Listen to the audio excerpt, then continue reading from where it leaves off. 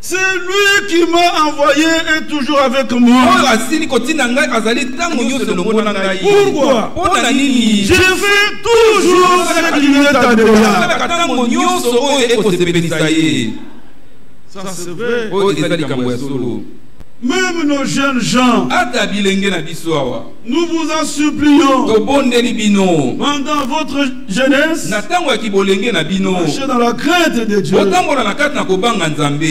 que vous soyez saisis d'une crainte respectueuse. C'est lui qui craint Dieu, dès qu'il est devant la parole de Dieu, il obéit. Regardez Abraham.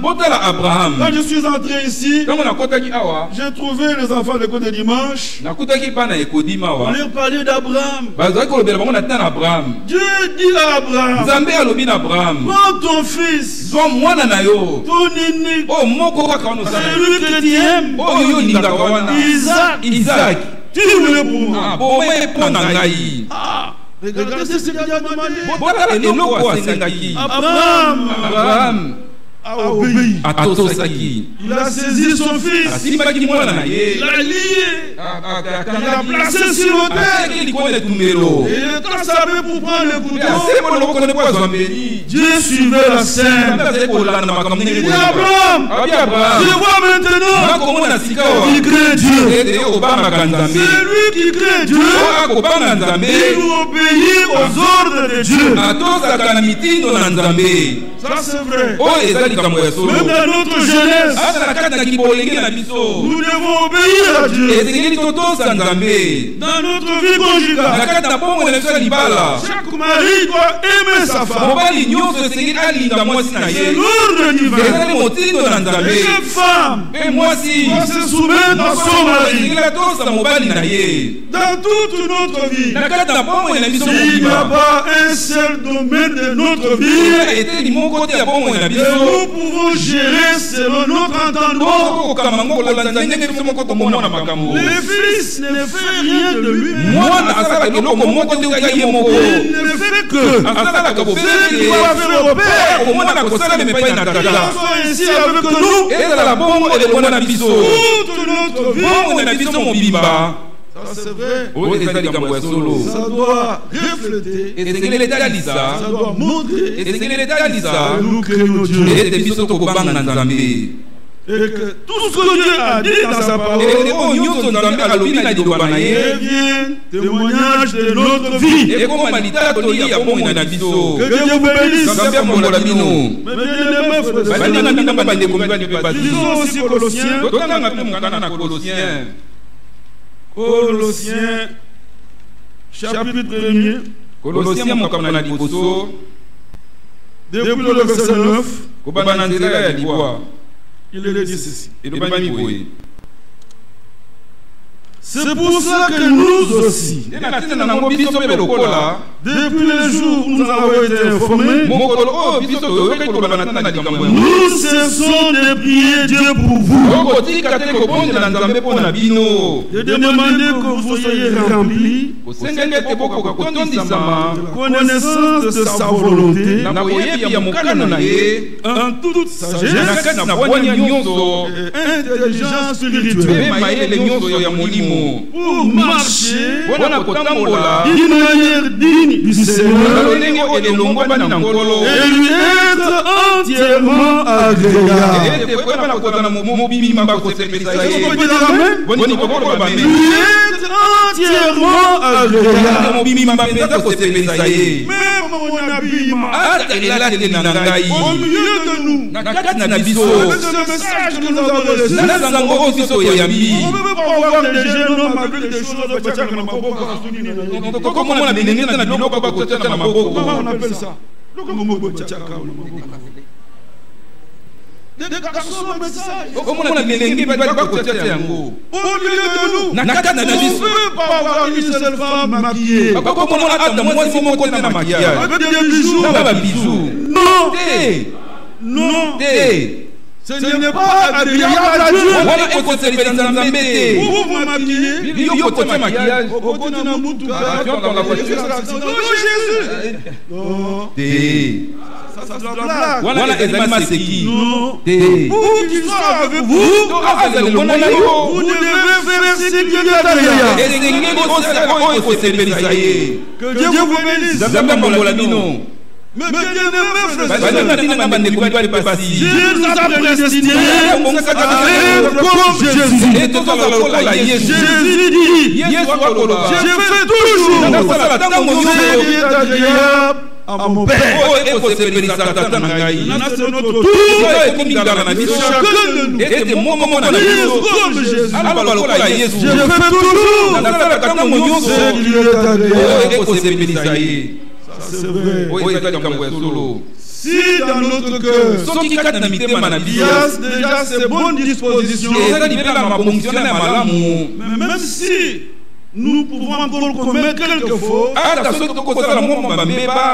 mais si néanmoins dans notre cœur il y a de bonnes dispositions d'être entièrement agréable à Dieu,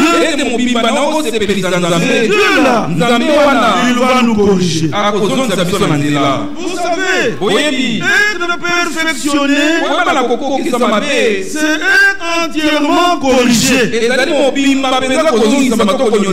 Amen. C'est-à-dire, dans mon cœur, je veux plaire à Dieu. Dans ma vie, il y a certaines choses dont j'ai fait une mauvaise lecture. Je donne un exemple. Après sa résurrection, le Seigneur a dit à ses apôtres, allez maintenant par tout le monde, prêchez la bonne nouvelle. C'est ce qu'il leur a dit. Allez partout. Mais regardez, les Juifs, même Pierre, ils continuaient à conserver leurs sentiments là vis-à-vis des païens, malgré l'ordre du Seigneur.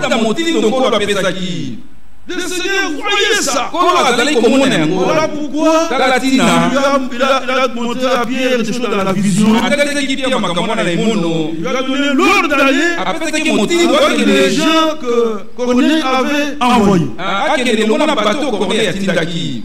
Pierre est allé. C'est comme si dans son cœur, je dois aller chez les païens. Le Seigneur avait déjà dit, maintenant allez partout. Il est allé. Pendant qu'il prêchait, il n'a même pas imposé les mains. Mais Dieu a confirmé sa parole. Il a baptisé ceux que lui regardait comme païens.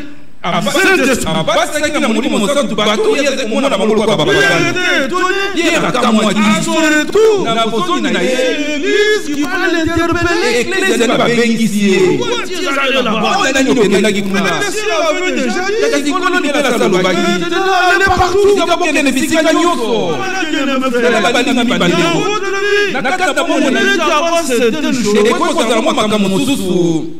Qui ne plaise pas à Dieu.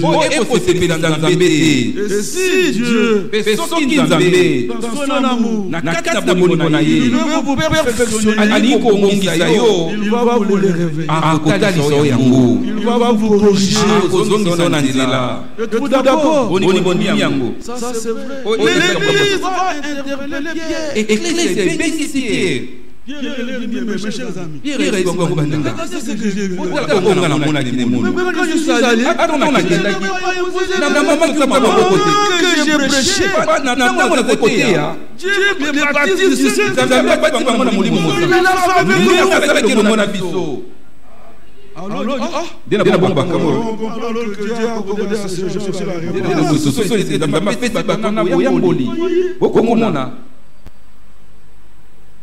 Le Seigneur a déjà dit partout, mais il conserve encore.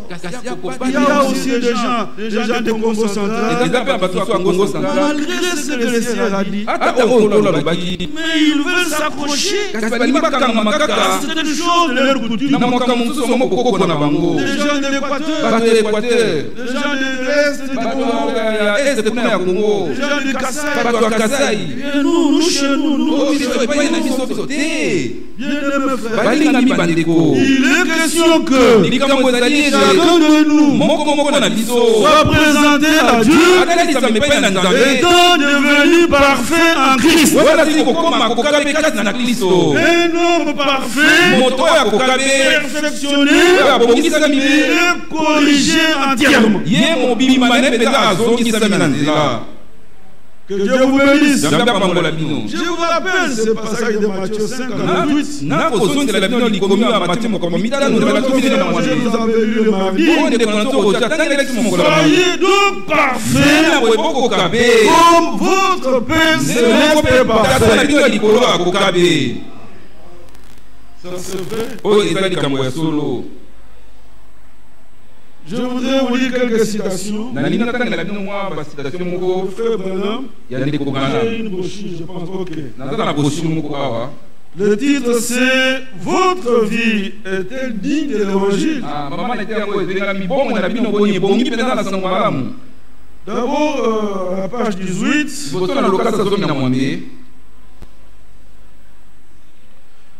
Paragraphe 76, 56.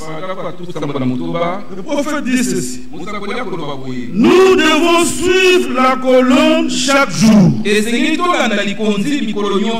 Chaque heure de chaque jour. À chaque pas que nous faisons. Nous devons être conduits par le Seigneur Jésus-Christ. Si nous ne le sommes pas, nous entrons dans une vie d'organisation.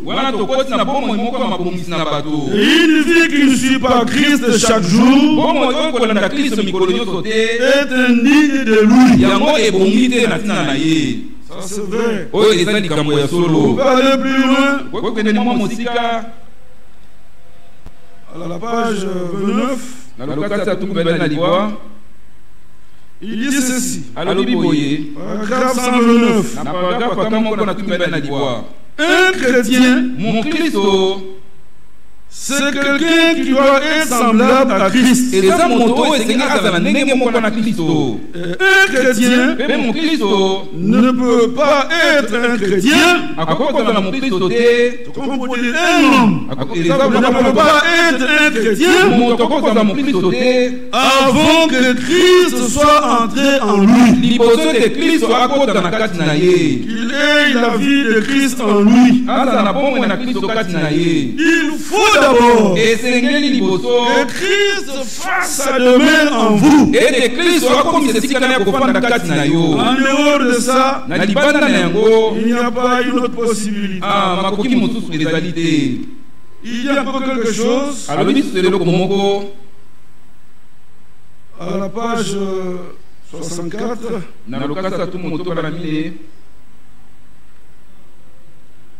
Il dit ceci. La seule manière pour vous de vivre une vie digne de l'évangile est de laisser l'évangile lui-même. Chaque parcelle de l'évangile entrer en vous et refléter ses promesses de sorte qu'elles puissent être confirmées. Laissez Dieu vivre en vous de manière qu'il puisse confirmer les promesses faites pour ce jour. C'est vrai. Nous sommes les chrétiens d'aujourd'hui. Laissons entrer Jésus-Christ dans notre cœur. Lui est la parole. N'en rejetez pas la moindre parcelle. Mais dites, c'est la vérité. Ça c'est vrai. Je peux même m'arrêter là. Mais bien-aimés frères et sœurs, nous réalisons vraiment qu'il n'y a plus de temps.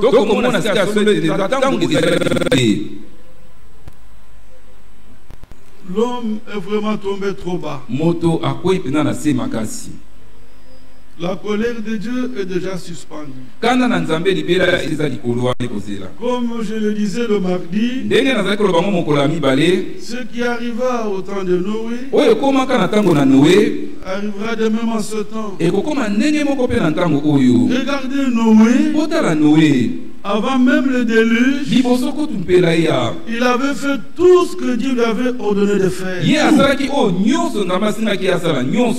il est entré dans l'arche avec ceux qui avaient cru le message. Et Dieu lui-même est venu sceller l'arche. Donc, Noé a fait tout ce qu'il devait faire. Même si le déluge n'était toujours pas là, il est assis dans l'arche. Il attend. Mais tout ce qu'il devait faire, il l'a fait. Oui, même si on peut se moquer de lui. Les gens pouvaient me regarder ces messieurs. Qu'est-ce qu'il fait là? Vous voyez, on peut se moquer de lui. Aujourd'hui, on peut se moquer de nous. Bien-aimés frères et sœurs, sous dans l'attente du retour du Seigneur Jésus-Christ, mais comme Noé, nous devons déjà faire tout ce que nous devons faire et être prêts. Comme les vierges sages, nous devons revêtir de fin lin, nous devons avoir notre lampe remplie d'huile, on a la lumière. Alors nous sommes tranquilles, même s'il n'est pas encore là, mais tout est au point. Il faut qu'il en soit ainsi. C'est lui qui m'a envoyé et toujours avec moi. Il ne m'a jamais laissé seul. Parce que j'ai fait toujours ce qui lui est agréable. Oui, bien-aimé frère. Ce message est venu pour préparer l'épouse. Et la Bible nous montre l'état dans lequel doit être l'épouse. Nous devons atteindre cette dimension de l'épouse parole. Amen. L'épouse parole. Dans notre vie, rien d'autre que la parole de Dieu. Si vous n'êtes pas d'accord, l'enlèvement n'est pas pour vous. Ça c'est vrai. Mes frères et sœurs, la seule possibilité, de pouvoir vivre une vie agréable à Dieu, c'est que Christ lui-même fasse sa demeure en nous. Et c'est par le baptême du Saint-Esprit. Nous insistons là-dessus. Nous devons tous être baptisés du Saint-Esprit. Sans le baptême de l'Esprit, vous pouvez déployer vos efforts. Notre propre justice, c'est comme un vêtement souillé. Il n'y a rien de bon en nous. Il faut que Christ lui-même vive sa vie en nous. C'est par le baptême du Saint-Esprit que vous êtes divinement rendus capables de mettre la parole de Dieu en pratique. C'est par le baptême du Saint-Esprit que le fruit de l'Esprit peut dans votre vie être manifesté. C'est par le baptême du Saint-Esprit que vous pouvez demeurer dans la parole de vérité. C'est par le baptême du Saint-Esprit que vous pouvez être compté au nombre de vrais adorateurs. C'est par le baptême du Saint-Esprit que vous pouvez être éligible à l'expérience de changement de corps. Ça c'est vrai. C'est ce que la Bible dit. Nous qui avons les prémices de l'Esprit. Nous qui sommes baptisés du Saint-Esprit. Alors nous soupirons à nous-mêmes en attendant l'adoption. La rédemption de notre corps. Amen. Alléluia. Amen. Mes bien-aimés frères, il faut qu'il en soit ainsi. Le baptême du Saint-Esprit, c'est une réalité. C'est une réalité. Même ce matin, le Dieu fidèle peut baptiser de feu et d'esprit. Dieu donne son esprit. C'est lui qui le lui demande. En dehors de ça, vous n'aurez jamais une vie agréable à Dieu. Nous ne devons pas jouer à la religion. Non, mes frères. Nous devons naître de nouveau et être baptisés du Saint-Esprit. C'est comme ça seulement que nous pouvons avoir une vie agréable à Dieu. Dieu sera avec nous. Regardez cette écriture. On pourra bientôt terminer. Hébreu chapitre 13. Hébreu chapitre 13. Nous lisons depuis le verset 20.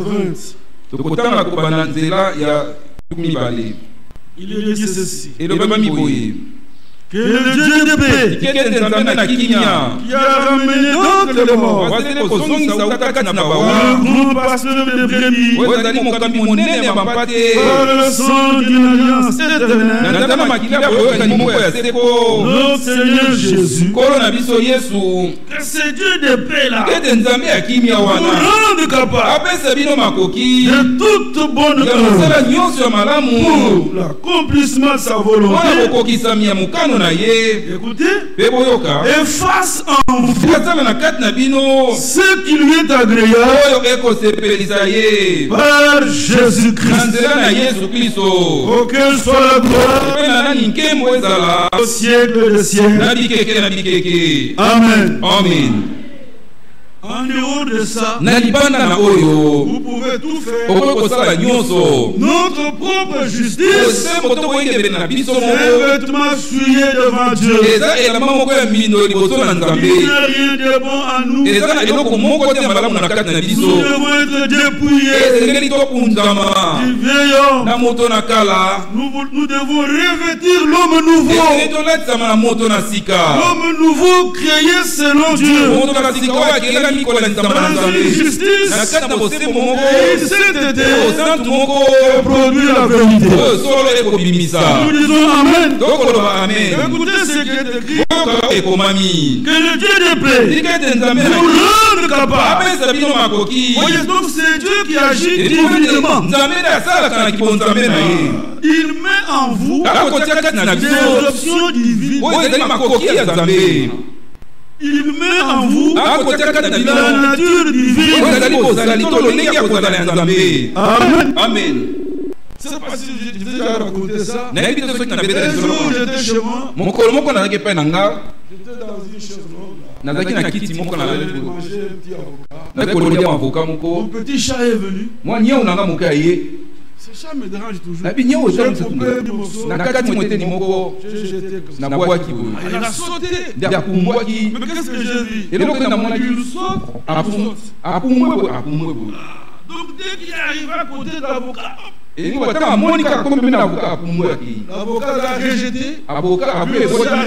Il n'a pas supporté ça. C'est-à-dire le chat, il est constitué à telle sorte que l'avocat, ça ne peut pas lui plaire. Il faut que nous aussi soyons constitués pour que le monde ne nous plaise pas. Que je sois. Ça je vais lire. Allons dans Galates. Galates chapitre 6 de Galates. C'est bon. Verset 14. Pour ce qui me concerne, loin de moi la pensée de me glorifier d'autre chose que de la croix de notre Seigneur Jésus-Christ, par qui le monde est crucifié pour moi, comme je le suis pour le monde. Amen. Amen. Je suis là, mais le monde est crucifié. Moi aussi par rapport au monde, je suis crucifié. Amen. Amen. Mais soyons sincères. Que ça soit la vérité. C'est-à-dire qu'on fasse ce qu'on peut faire dans le monde. Telle chose.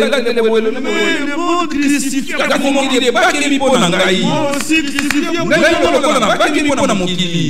Je suis dans le monde, je ne suis pas du monde. Ça c'est vrai. Il faut qu'en moi, il y ait une nature qui repousse automatiquement le monde. Ça c'est vrai. Ça c'est vrai. Je pense l'avoir dit une fois. Si on amène un cadavre à la banque centrale, quelqu'un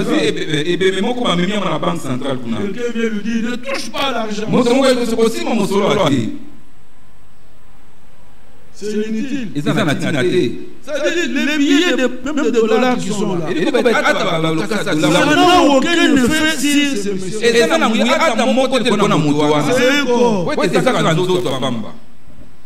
Et lui, payer le dollar n'a aucun effet sur le dollar. Vous suivez? Donc, je suis dans le monde. Le monde ne m'attire en rien. Et moi, je suis pas attiré par le monde. Je suis crucifié. Le monde aussi crucifié. Il faut qu'il en soit ainsi. Nous ne voulons pas voir ici des apparences mondaines. Oh, que Dieu nous fasse grâce. Nous voulons voir les saints. Amen. On peut dire amen. Nous voulons voir les saints. L'église véritable. Ce n'est pas une communauté d'hommes et de femmes. L'église véritable, c'est l'habitation de Dieu en esprit. Les hommes et de femmes, des jeunes gens, nés de nouveau, baptisés du Saint-Esprit. Ça c'est vrai. Ça c'est vrai. Lisons encore Galates. Verset 15. Car ce n'est rien que d'être circoncis ou incirconcis. C'est qui est quelque chose. C'est d'être une nouvelle créature. Celui qui est en Christ est une nouvelle créature. Les choses anciennes sont passées. Sont devenues nouvelles. Mais ça doit être une réalité. C'est vrai. Il faut qu'il en soit ici. C'est lui qui m'a envoyé. Il ne m'a jamais laissé seul. Il est toujours avec moi. Pourquoi?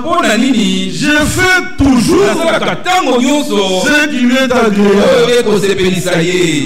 Nous voulons que Dieu soit avec nous.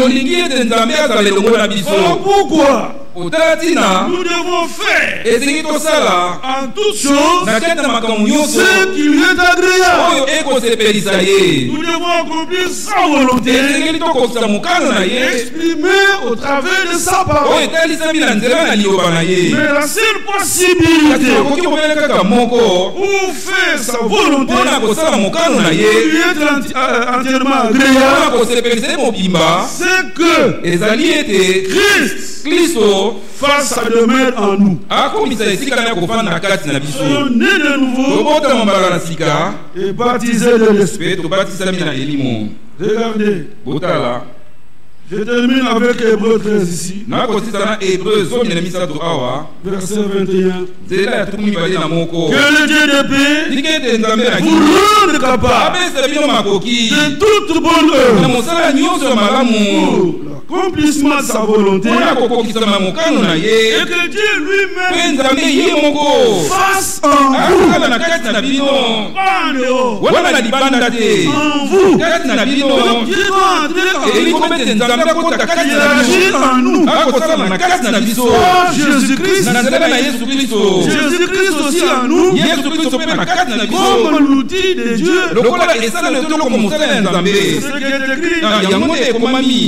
C'est ce qui est écrit. Écoutez, qu'il fasse en vous ce qui lui est agréable. En dehors de ça, il n'y a pas une autre possibilité pour que dans notre vie, les choses lui soient agréables. Il faut que ce soit lui-même qui prenne place en nous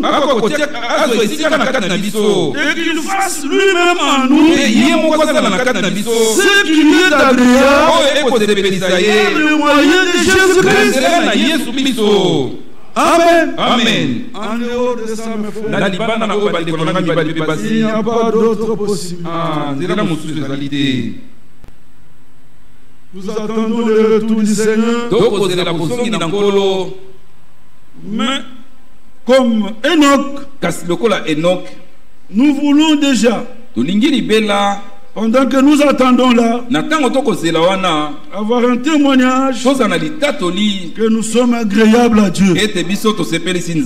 C'est écrit dans Hébreu 11, verset 5. C'est par la foi que Enoch fut enlevé pour qu'il ne voie pas la mort et qu'il ne parle plus parce que Dieu l'avait enlevé avant son enlèvement. Il avait reçu le témoignage qu'il était agréable à Dieu. Avant notre enlèvement, que Dieu nous regarde et lui-même rend le témoignage que nous lui sommes agréables. Mes frères et sœurs, je dois m'arrêter ici. En dehors de cette possibilité, il n'y a pas une autre. Naître de nouveau, être baptisé ici. Que Dieu vous bénisse. Tout ce qui était en Dieu, c'était de verser en Christ. Et tout ce qui était en Christ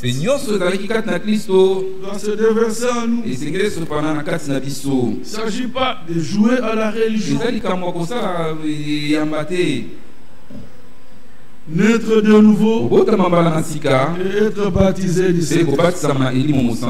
Dieu dit, je mettrai mon esprit en vous. Et il commence par dire, je vais ôter de vous le cœur de pierre et je vais mettre le cœur de chair, le cœur nouveau, l'esprit nouveau.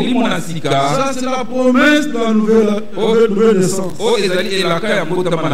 Il continue, il dit, je mettrai mon esprit en vous. C'est la promesse du baptême de l'esprit. C'est alors que votre vie me sera agréable. En dehors de ça, il n'y a pas d'autre issue. Mon frère, ma soeur, nous voulons plaire à Dieu. Lui être entièrement agréable. Si vous êtes d'accord, dites Amen. Mais la seule possibilité, c'est de naître de nouveau et d'être baptisé de l'Esprit. La nouvelle naissance, on ne se la fabrique pas. Il est question d'accepter la semence. C'est la parole de Dieu. Toute parole. Nous disons disons Amen. Amen. Et l'Esprit descendra Et pour la vivifier. Ça c'est vrai. Si votre vie n'a pas changé, à notre Dieu n'est pas la faute. Vous résistez. Vous accrochez aux choses du monde. Vous donnez la gloire qui vient des hommes. Et les hommes voient votre tenue. Nous voulons, nous, que Dieu voie une autre tenue et qu'il se réjouisse.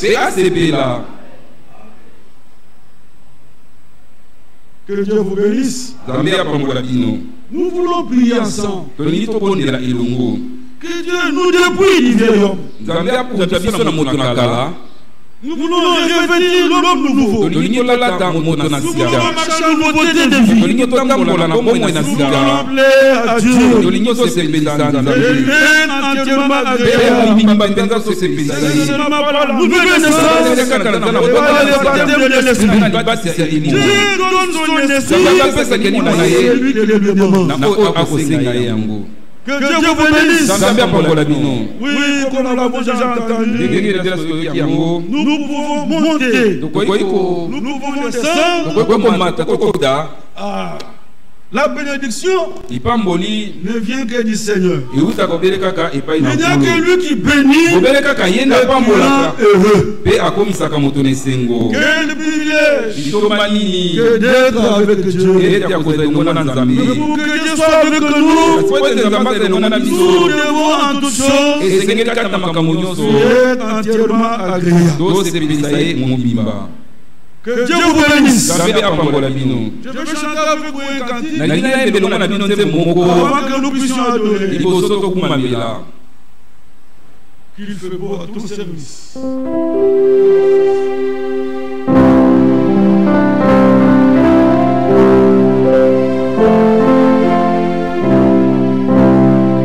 Chantons ce cantique avant d'être levés pour l'adoration.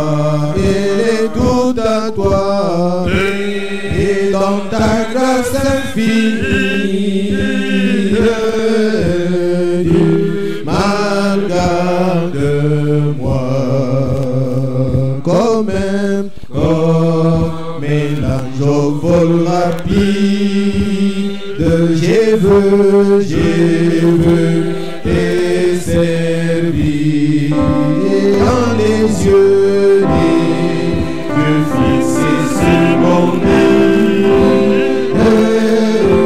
Toujours oui, Seigneur Jésus, prends ma vie, oh Jésus, prends ma vie.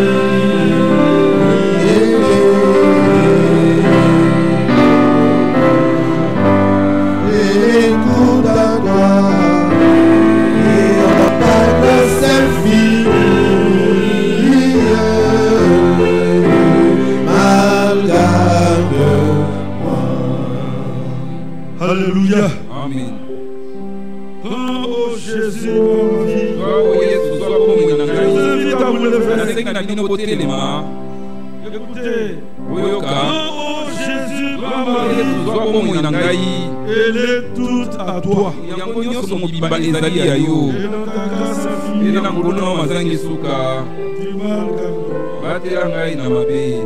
mon frère, ma soeur,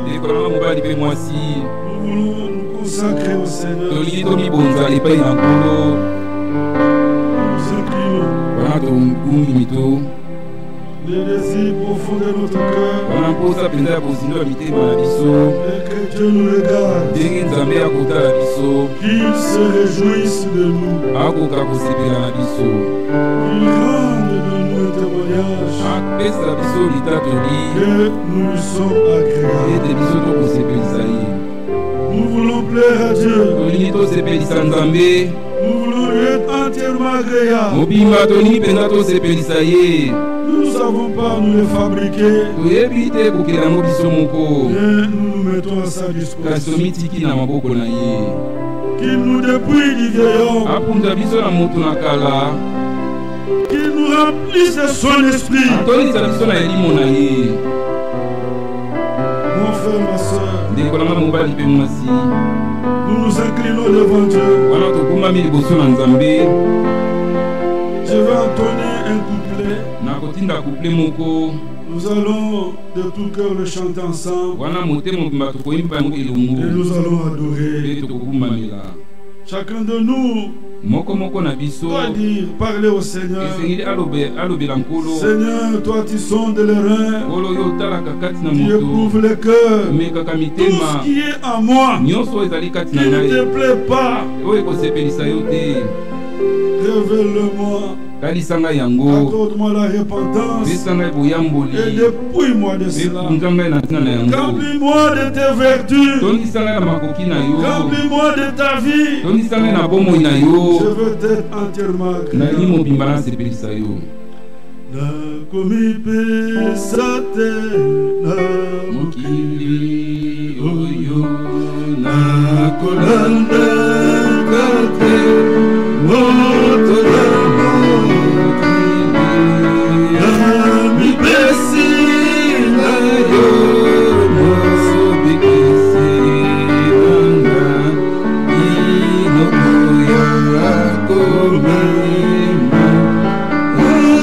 nami pesi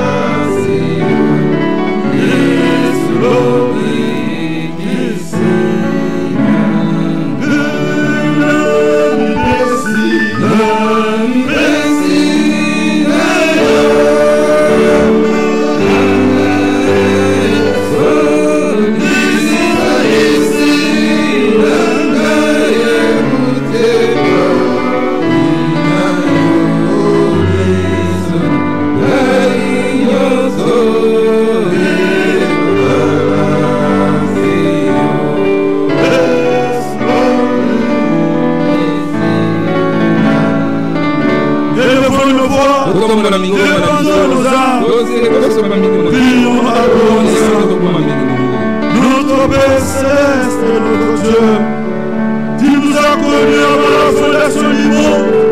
Tu tu nous as prédestinés à être semblables à l'image de ton Fils. Nous voyons comment s'est déployé ton Fils en toutes choses qu'il faisait ce qui est agréable et tu ne l'avais jamais abandonné. Seigneur, qu'il en soit ainsi avec nous.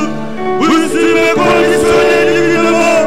Vous estimez remplacement des options divines. Oh, tout Seigneur, c'est lui qui me fait souffrir. Je suis fatigué. Et je viens à toi. Oh, mon agneau, Seigneur, venez à moi. Pour tout qui est fatigué et chargé, je vous donne les lieux beaux.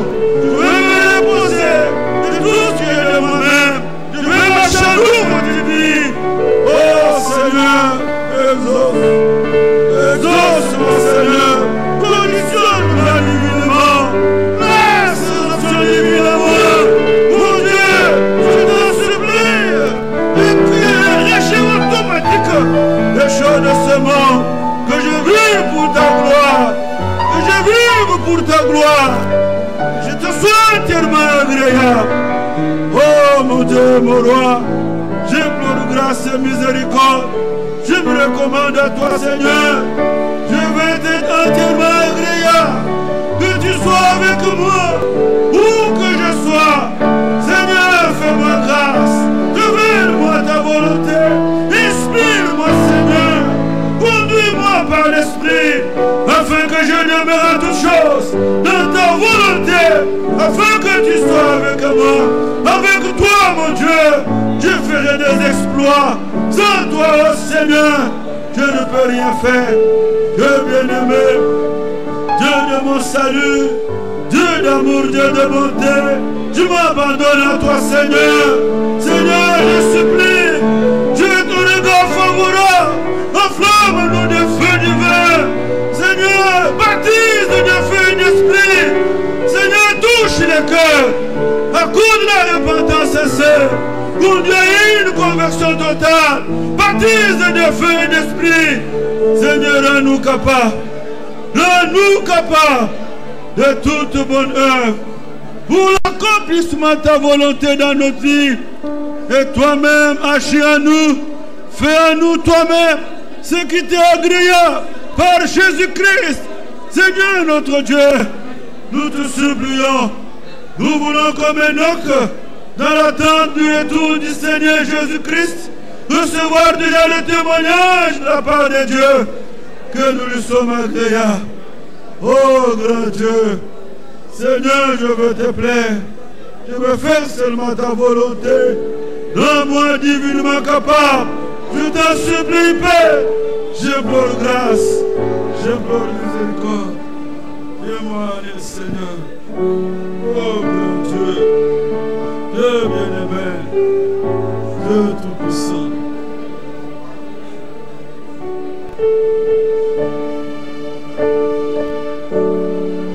C'est bon, joyeux service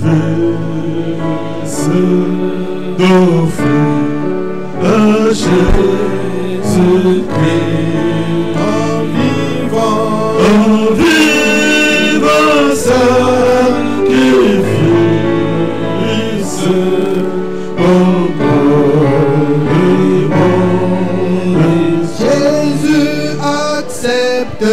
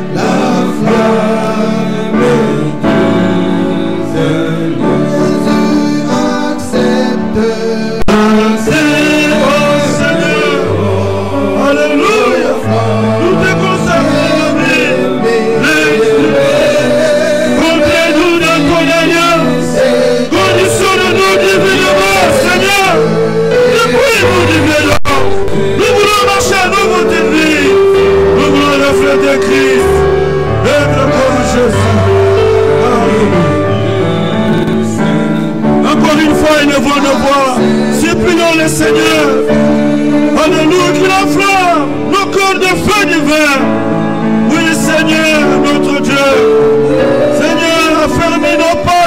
foi. Nous voulons avoir une vie qui t'agrée.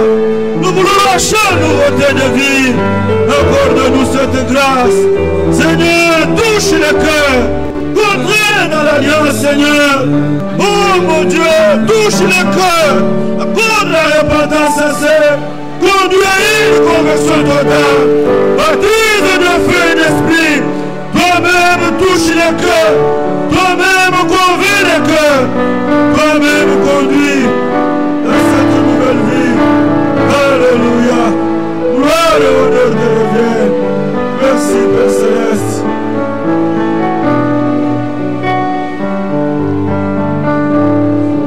Un feu nouveau salut.